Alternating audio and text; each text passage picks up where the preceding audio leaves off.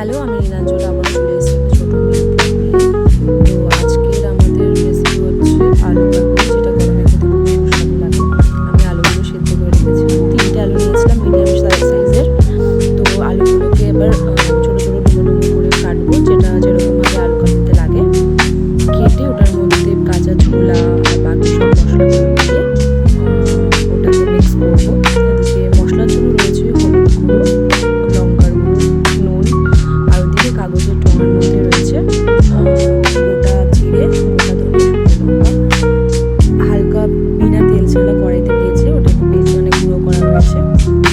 আর এদিকে রয়েছে টমেটো, কাঁচা লঙ্কা, ধনে পাতা, টমেটো কুচি, পেঁয়াজ কুচি, তেঁতুল গোলা জল আর গন্ধরাজ লেবু।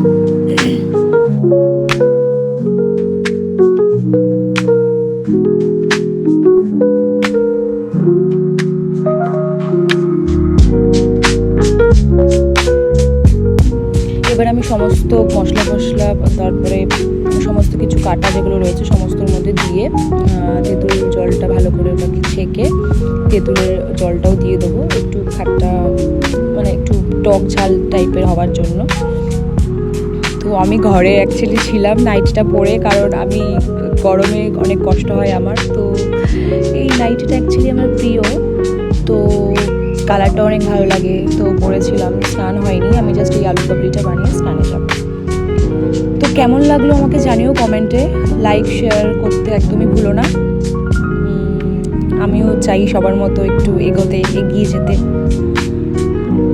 তো আমি এই লেবুটাকে ছাড়িয়ে, গন্ধরাজ লেবুটা দিলে কি গন্ধরাজ লেবুর স্মেলটা যেটা হয় না, ওটা ফ্লেভারটা চেঞ্জ করে দেয়। তো তাই জন্য আমি এখানে গন্ধরাজ লেবুটা অ্যাড করেছি।